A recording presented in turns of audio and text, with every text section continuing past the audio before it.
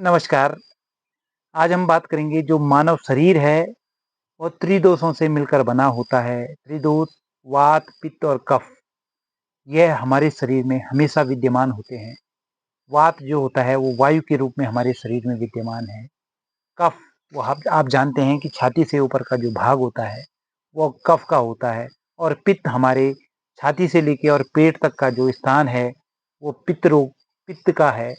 तो वात और पित्त और कफ यह एक वयस्क इंसान हो, चाहे वो बच्चा हो, चाहे वो बुजुर्ग हो, यह जो वात, पित्त और कफ जो त्रिदोष हैं, यह मानव शरीर में हमेशा विद्यमान होते हैं।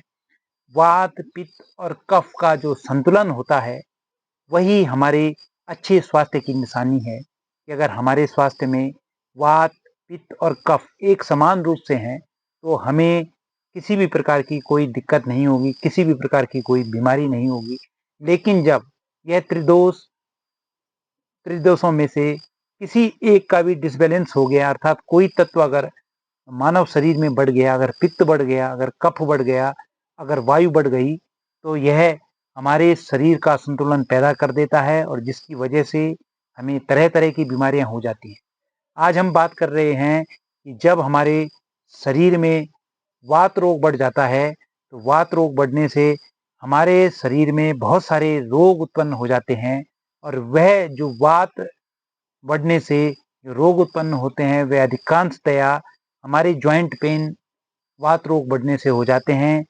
वात रोग बढ़ने से हमारे अगर कलाइयों का दर्द है, अगर हमारी कोहनियों का दर्द है, शोल्डर का दर्द है, या हमारे घुटनों का दर्द है, या हमारे एंकल पर दर्द है, या हमारे कमर पर दर्द है, या हमारी सर्वाइकल पर दर्द है, तो यह सारे दर्द जो हैं वह वात के बढ़ने से हो जाते हैं। वात अर्थात वायु, आप समझ रहे होंगे कि वात का मतलब यहाँ वायु बढ़ने से होता है।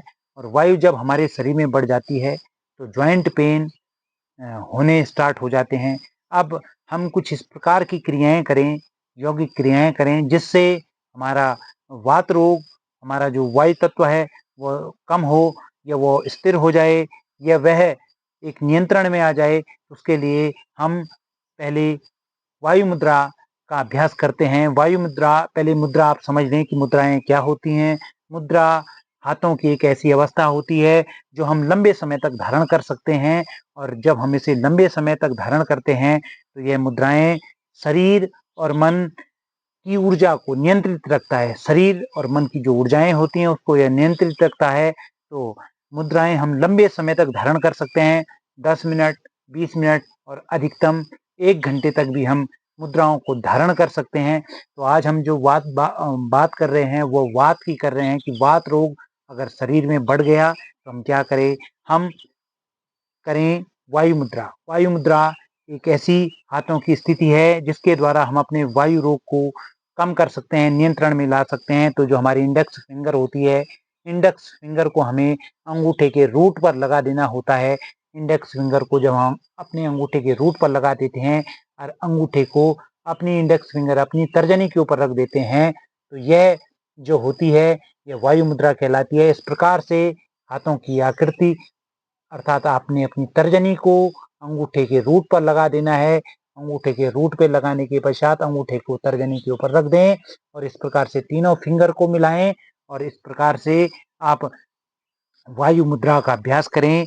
यह वायु मुद्रा आपके शरीर से जो अत्यधिक वायु आपके शरीर में हो चुकी है, जिसकी वजह से आपको ज्वाइंट पेन हो रहे हैं, तो आप लगातार इस वायु मुद्रा का अभ्यास करें। वायु मुद्रा अगर आप लगातार करेंगे तो आपके शरीर में जो वायु तत्व है वह नियंत्रित होगा और वात, पित्त और कफ का आपका संतुलन बना रहेगा। तो यह वायु मुद्रा आप घुटनों के ऊपर रख के जब भी आप खाली समय आपको मिले, या अगर आप काम भी कर रहे हैं और अगर आप हाथों का इस्तेमाल अगर उस कार्य में नहीं है, या आप चल रहे हैं या आप घूम रहे हैं, तो उस समय भी आप दोनों हाथों पर यह वायु मुद्रा धारण करें। तो वायु मुद्रा आपके शरीर की वायु को कम करेगा। उसके पश्चात हम वायु मुद्रा को नियंत्रित करने के लिए कपालभाति कर सकते हैं। कपालभाति जैसे कि आपको पहले भी बताया है कि कपालभाति में आपको केवल एक्सहेल करना होता है। यह भी आपके पेट की वायु को बाहर निकालने का काम करेगी। आपके जॉइंट से जो आपके जॉइंट पर जो वायु चली गई है, जिसकी वजह से जो वायु आपके जॉइंट पर इकट्ठा हो चुकी है, वो वायु बाहर निकालने का काम भी कपालभाति करेगा। तो कपालभाति को भी आप वायु मुद्रा में करें।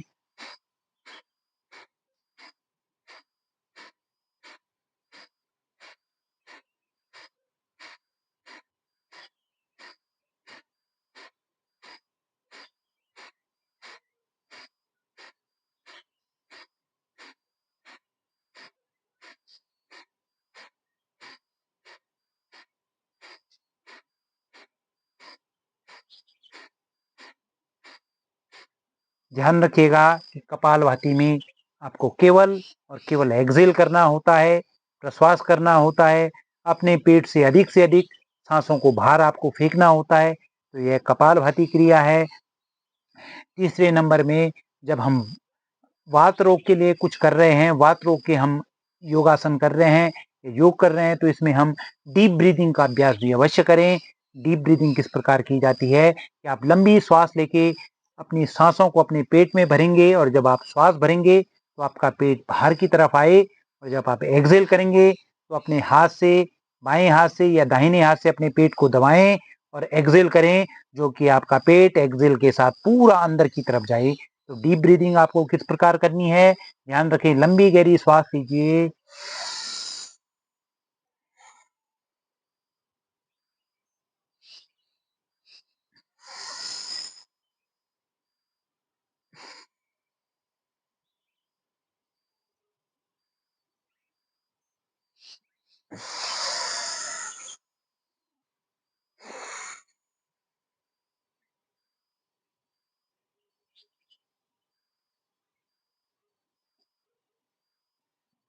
तो आशा है कि यह जो वात रोग के लिए, वात जो तत्व है उसको जब यह बढ़ जाता है, उसके लिए हमें जो वायु मुद्रा है, जो कपालभाति है और जो डीप ब्रीदिंग है, उसका अभ्यास अवश्य करना चाहिए। तो आशा है आपके शरीर में अगर वायु तत्व बढ़ गया है या आपके जॉइंट्स पर पेन हो रहा है, वायु तत्व बढ़ने की वजह से आपके शरीर पर जो जॉइंट्स पेन हो रहा है, तो आप वायु मुद्रा धारण करें, साथ ही कपालभाति करें और साथ ही डीप ब्रीदिंग का अभ्यास करें।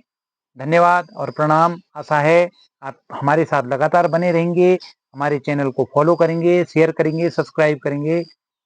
नमस्कार।